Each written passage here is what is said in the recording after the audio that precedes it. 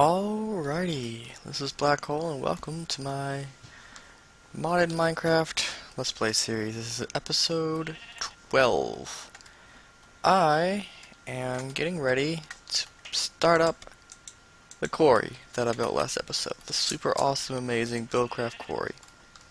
So, oh, I had an idea. With NEI, if you hit F9, I think it is, there it is. It'll show you these red lines. Hit again, show you a box. This shows you the chunk boundaries in Minecraft. This is one chunk right here, and then here's another chunk. See, shows the lines, and this is important sometimes for building machines when you need the area to be chunk loaded, which is what I'm going to take care of because. But you know, I can probably get this into all in a single chunk. See, if I place this quarry here. Oh, right. Okay, as you see in the chat message there, the Buildcraft Quarry is also a chunk loader, so it will load up the chunks, these two chunks, that it is in. Cool. It's handy. I should have gotten a snow shovel. Okay. Fancy GUI there. Or not GUI. It has no GUI. Anyway, these black and yellow line things here are showing you the area that the quarry is going to dig. You'll see what I mean when I power it up. But it's going to dig out this whole box all the way down to bedrock. So I need a place to put all the stuff that comes out of it. So it's gonna be quite a bit of stuff. I need to really be prepared.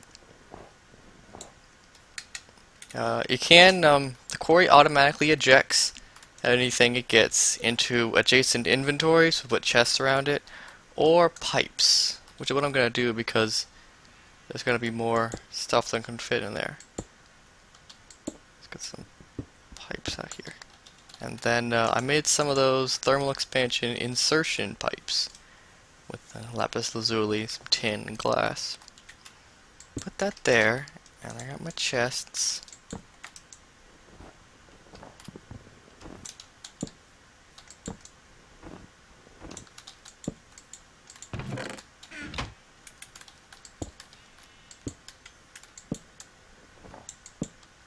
Okay. I didn't mention this last time, but I updated my mod pack to Minecraft 1.5.2, and there is a bug, well, several bugs with Buildcraft. You'll notice, first of all, that the pipes aren't rendering in 3D. That is the 2D image. Interesting. And for some reason, they're not, they don't connect to metal chests. Like that copper chest that I had, it won't connect to it. It won't put stuff into it. It just throws it out. So I had to replace the one in my home with a wooden chest. But anyway, that's why I'm using just old vanilla wood chests here. I'm gonna get a second pair. Another pair of chests over here. But anyway, the reason I'm using the insertion pipes is because that way when items come out, the insertion pipes will force them into these two chests before going to here. And it won't allow them to go in if they're full. Now if you didn't do that, unless they changed it, because they might have changed it. They've been taking a lot of cool changes to Buildcraft. But unless they changed it, certainly happened before, if this chest was full and it randomly chose to go here, it would just pop out on the ground and then despawn, which is a pain. So anyway, that should handle at least most of the ores that I get. I'm going to make more chests. This thing requires Buildcraft energy, which is why I picked up my redstone energy cell with a wrench. I didn't actually show you last episode, but before I started recording last episode, I made a new one and then fully charged it the whole episode. So that's what this is. Brand new fully charged energy cell. Now, of course, the alternative is just to put, engines on here and power it directly, or building a little power plant. But this is the very fastest way to do it because I don't know if the quarry has a limit on how much energy it can take. It must, but in a version or two ago, it was, or three, it was dramatically improved, so it can take a lot of power. It'll run just about as fast as you can pump energy into it. And the fastest way to put energy into it is with an energy cell, which puts out 100. So we'll see how fast this goes. I want to kind of explain it what it does before it does it, because it's going to go quickly. Let's get started. Okay, first it generates this little robot thingy that shoots lasers and destroys anything within the box. So anything within the box, gone. And then it lays out these orange frame thingies to, you know, just aesthetic really. They just mark out where the border is. Put those orange things all along everywhere, all along the red things. And then I'll turn F9 off now. There we go. One more.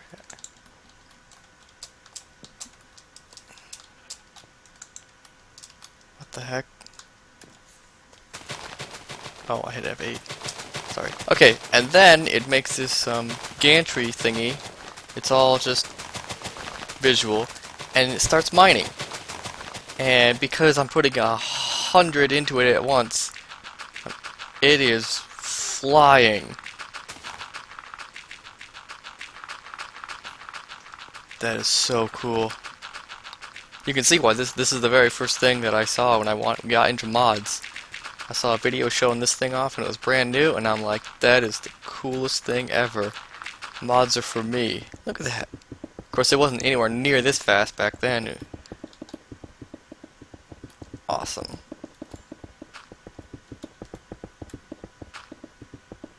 Oh, last episode, I when I was crafting it, I accidentally said that it normally uses a diamond drill, which is silly because that's what it used with the Greg Tech. It normally only requires a diamond pickaxe in the recipe. Huh, oh neat. It's all put them on in here before and there. That's great. Great. Iron.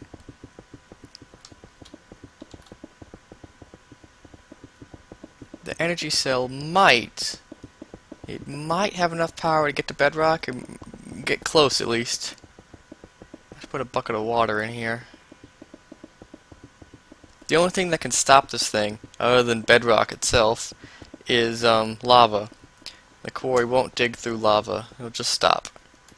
It'll dig around the lava, and it will dig through water, and it can dig through obsidian, so normally what people do would just put water and fill the whole thing up. I don't like that, but then it's the best way to prevent it from getting stuck on obsidian, so debating whether I should go down in there and dig out that copper manually, since I'm kind of desperate for it. Maybe not. Cool. So, this is just the default size. You can actually change the size and adjust it and make it any size or shape, as long as it's a rectangle, quarry that you like, using these things called land markers. And we're gonna do that. I just wanted to set up like this just to, you know, demonstrate. So that's pumping away, and then it loads these two chunks that it's in, so we don't have to worry about doing anything else. We can just leave and come back, except recharging the energy cell. And you know, the reason I used the F9 was to make sure that the chests and stuff was still inside the chunk. If the chests were outside the chunk, that could cause problems. You see, it's just over the hill. So yeah, that's just mostly for demonstration purposes there. I'm going to move it somewhere far away soon. I finally got around to organizing and redoing my chests with these awesome lockers from Better Storage. Cool. They're pretty nice, aren't they? And I tried to also figure out how to use them, when you place them to get them merge. When you look, like if I look this direction while I place it, it will put the hinge on that side. So these ones I placed them all by looking that way. And if you place one, then it's one above or below it that's the same direction, it will merge. If you look the other direction, they'll be opposite sides. The hand will be on the opposite side, and they won't merge. So I figure that's so that like I can put a second row of them up here. As long as I face in the other direction, they won't conflict with these ones. Awesome. So yeah, I had to put a wood chest there instead of a copper one. Wow, it's already filling up.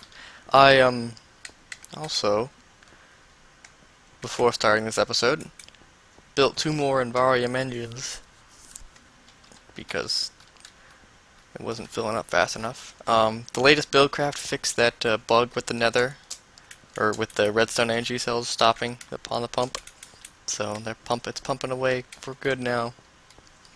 Still haven't built a new place to get up to, or new ladder system to get up there. I'll have to next time I need to. And this blast furnace is not actually powerful enough to turn aluminum dust into aluminum ingots. So we're gonna have to fix that at some point. Let's see, what do I want to do today? Besides set up the quarry, which I already did. How about we build an assembly machine? Because I keep seeing all kinds of neat recipes for it. Because I want to get away from Greg Tech, but let's see. Refined iron or aluminum. Let's do it with aluminum. Yeah, whatever. Piston conveyor module. That's not too bad. Maybe I should have built one of these earlier.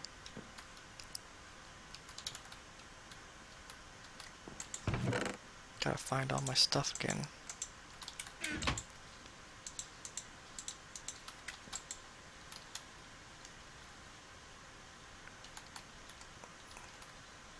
Let's see. Is there any advantage to using ingots versus plates in this recipe? No, it's not.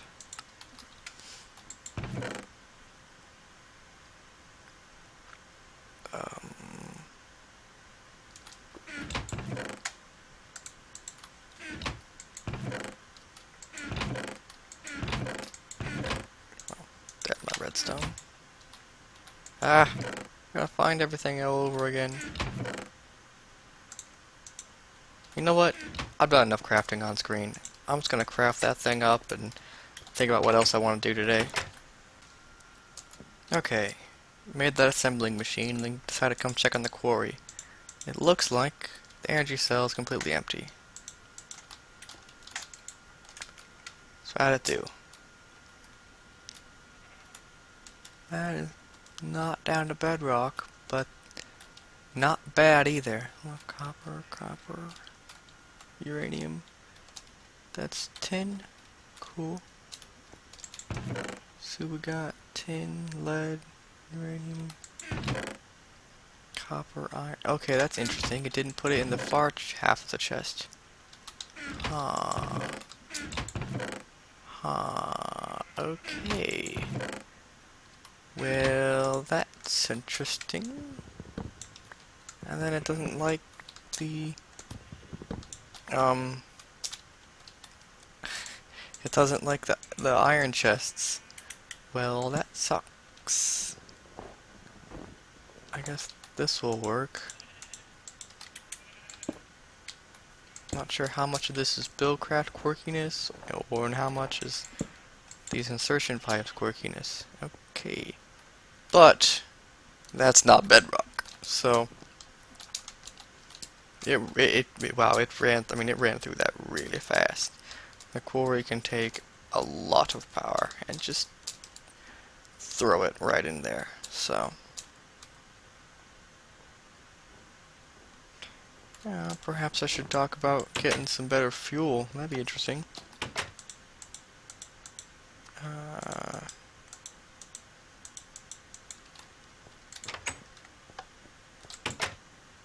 It's getting close to fall, hey?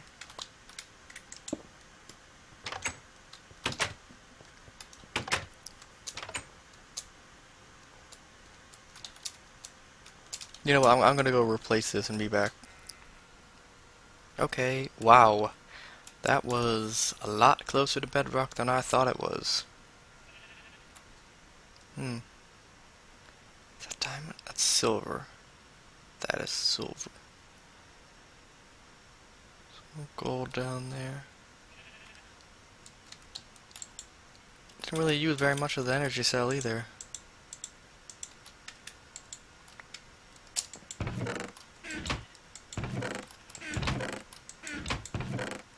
Couple things. And then I already picked out the metals. 23 iron, not bad. And copper and tin too. Because of the way it works, digging vertically, this type of quarry will get lots of copper, tin, and iron.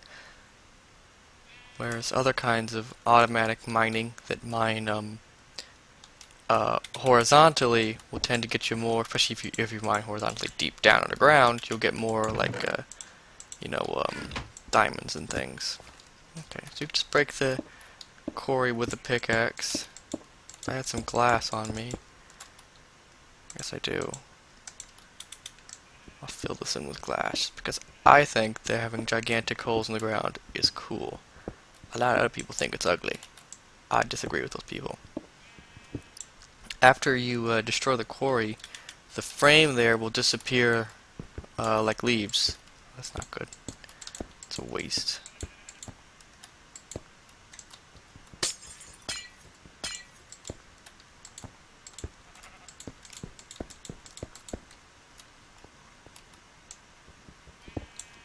So, let's see. Like I said before, kinda my plan was that this is only temporary to show off the quarry. I'm really planning on moving it further away.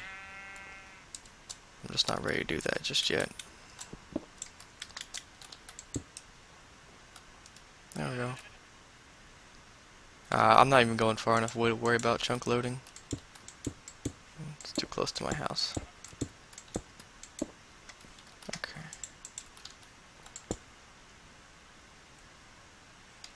Bam.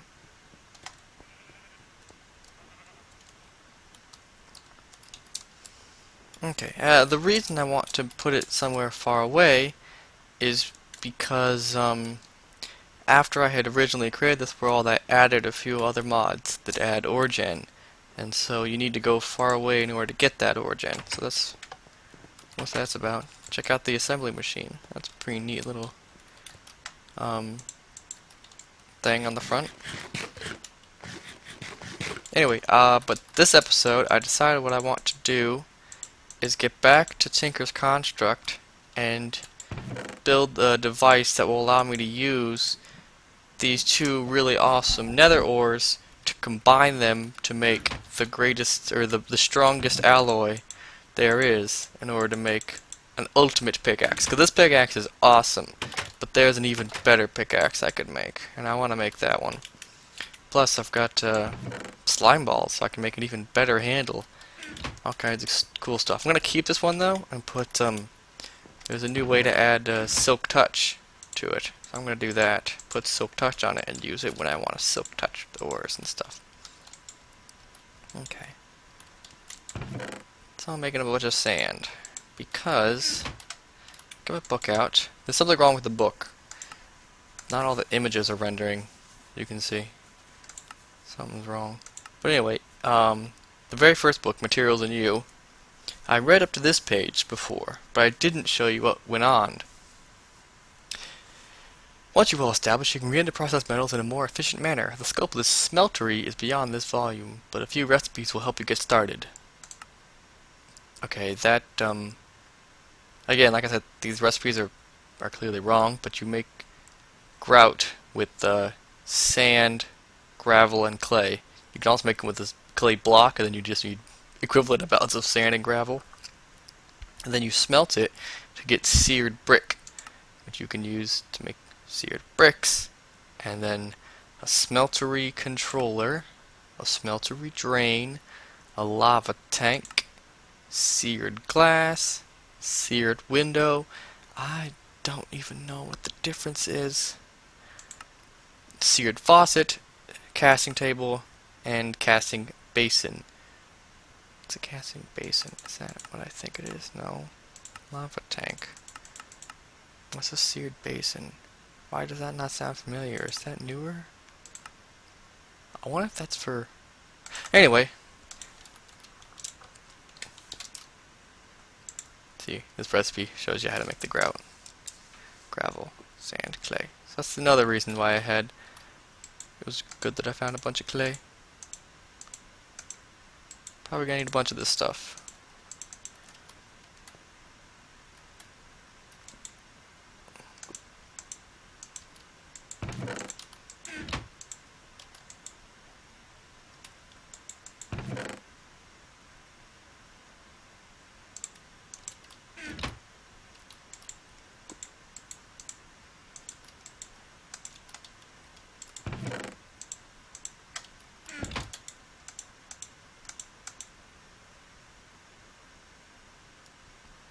It's supposed to give you the third book. Somehow. No? Maybe it's when I craft up the first thing. Let's try that. There we go. Okay. The final book in the Tinker's Construct books. Mighty Smelting. Introduction, Casting, Construction, Alloys, Recipes. Welcome to the world of metalcraft. With this page you learn the secret of crafting rare precious metals into usable metals. And precious metals into usable metals. Bleh. You will learn how to cast everything from the softest iron to the hardest manilium into whatever shape you desire, and create strong alloy mixes from obscure materials. As always, experimentation is key. The main structure for melting liquids is called a smeltery. It is larger than structures you may be familiar with, but the method for construction is relatively simple. It operates much like a furnace with a drain. When working with the smeltery, there are a few things to keep in mind. Ores naturally have more material than processed versions, such as ingots. The smeltery preserves the full value of ores, roughly twice as much as a regular furnace will provide. It's similar to just how, a macerator or a pulverizer would give you twice as much. This is the way you get twice as much with a Tinker's Construct. Mixing two metals in a smeltery may result in an alloy. This process happens automatically. If you need more space to process metal, add more layers. If you wonder what that means, we'll get to that. The smeltery is a multi-block structure. You will need the following materials to get started. 1 smeltery controller, 1 lava tank, 9 seared bricks, any combination of 10 seared bricks, lava tanks, or drains, 1 faucet, 1 casting table. Begin construction by laying a 3x3 bed of seared bricks. Leave any space above these bricks open. You'll be constructing a shell around a 3x3 hollow inside. Place the constructor 1 layer up and the lava tank anywhere on the same level. Fill in the rest of the spaces with seared bricks, lava tanks, or drains, as you like. The small end of drains must be facing towards the outside. If you're successful, the controller will light up and start working. Fill the tank with lava, the basin with metal, and watch it go. The structure must be a 5x5 shell due to the amount of heat lava given off. There are no vertical restrictions on the size of the basin. For those of you who couldn't picture that in your head, should be a picture right here. See? I'll be building one in a moment. The larger basins will hold more metal, of course, and the controller can be on any level so long as there is a lava tank to match. Controller, lava tank, must be on the same level. When you are ready to pour liquid metal from a smeltery, put a faucet on a drain and a casting table below it. This is the drain, the faucet, casting table. All other liquid removal objects will work, but are frowned upon. An example is provided for your convenience. Picture provided for your convenience. Yes, you can move liquid metal in pipes and liquiducts and things. But as far as I'm aware, there's actually nothing you can do with it once you do that. So I might do that for emptying the basin if I have stuff in it and I want to get rid of it. Alloys are made when two metals are mixed in precise proportion. Currently known alloys are bronze, made from copper, not tin. We don't need that because we already have ways to make bronze. Aluminum brass, made from aluminum and copper. Maybe that's why I was saving that aluminum. Manilium, made from 2 cobalt and 2 ardite. Yep.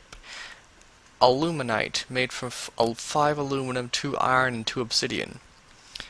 Blank casts are made by pouring aluminum, brass, or gold into an empty casting table, and that's not working. It's basically the same thing as the wooden ones, but the templates, but this ones are for the metals. And then it shows these recipes again. Okay, it doesn't say what the casting basin is for. I think maybe that's for casting blocks. Like if I want a block of something, maybe that's what that's for. Okay. Smelter control and 9 seed brick in combination. 10 seed bricks, lava tanks, or drains. 10 seed bricks, lava tanks, or drains. It doesn't say anything about the glass. And why are there two kinds of glass? Which one do I use? I'm confuzzled. Glass window. The window sounds promising. I think I'm going to make windows just in case. Alright, so that should have been plenty of time to cook up a bunch of these. That's not very many. Why is that not very many? Oh, because when I open the book, it pauses the world. Ah. Okay, right. Well. You know what, let's use this magic. Find the mod. Oh!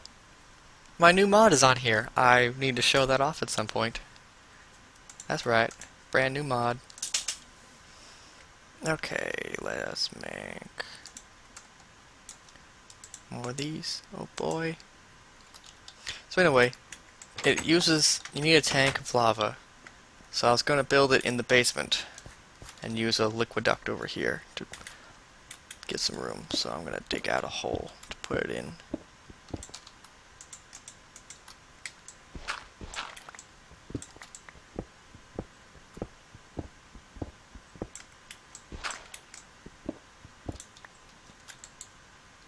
Oh, that's a crafting table.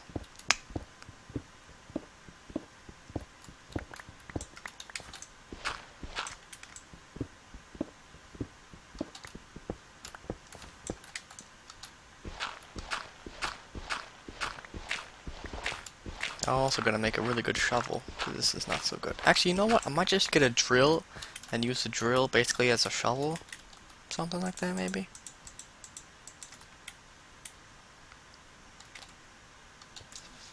What?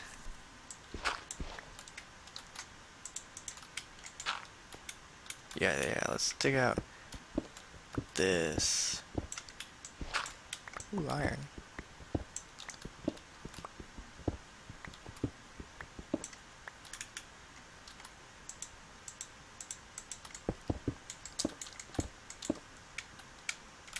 I'm gonna dig out this hole, maybe craft up some of the things, then I'll build the smeltery when we come back. Well, I am sorry to say it, but it looks like we're just about out all the time. I don't think we'll actually have time to make the smeltery this episode. Seems like every episode sort of ends that way, huh? Anyway, this thing's about, it's really hard to tell, judge the distance. You're not quite halfway there. There's a lot of tin down there, that's great, that's great. I am low on tin.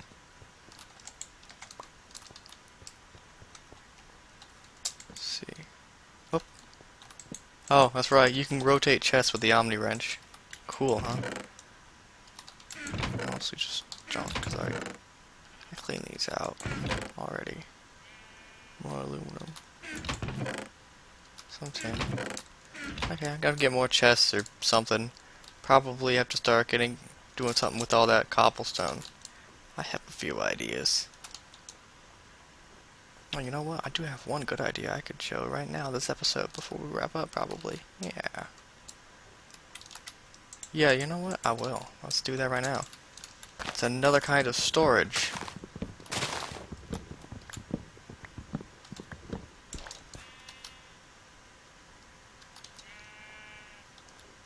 It's not nearly enough.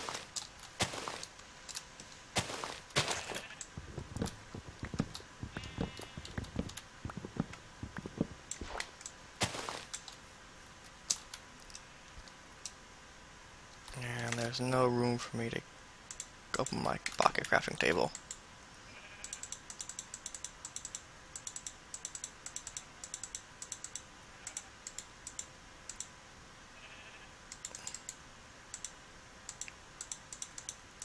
Okay. Barrels. Barrels come from factorization, the same mod as the pocket crafting table. They are a really neat way of storing a huge amount of the same kind of item. I probably should put it in line with the pipes. Oh, this is all temporary anyway. You can hold, yes, one kind of item. Just one. But it can hold more than 64. So it has no GUI either. You can't right click and open up an interface of any kind. But it can hold a lot of cobble. If you click on it once, it will take that item in your inventory, or the thing in your hand, put it in there. Click it twice, it'll suck out all the cobblestone from my inventory. Handy.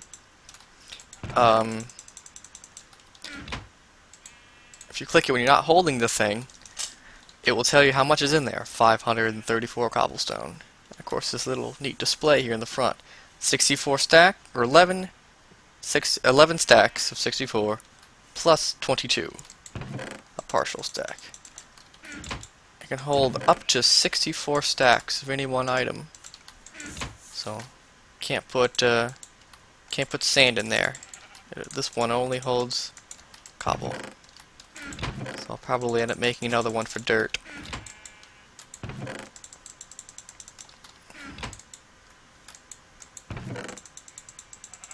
Okay. You get the picture. It can hold a lot of cobble. And then there's actually an upgrade that you can make. It requires a lot more work. But there is an upgrade for barrels that can make them store 1024 stacks of any one item. Awesome. But, okay, I think that's enough for this episode, though. So, thanks for watching. Next episode, I'll get around to making that smeltery, make some manilium, and make some super cool, awesome super tools. Probably also get around to actually then, putting those bonus upgrade special ability thingies on some of them, since I'll plan on actually keeping them. So, hey, it says hatchet, not axe. Interesting. Interesting. It's still an axe, though. Okay, well, thanks for watching. See you later.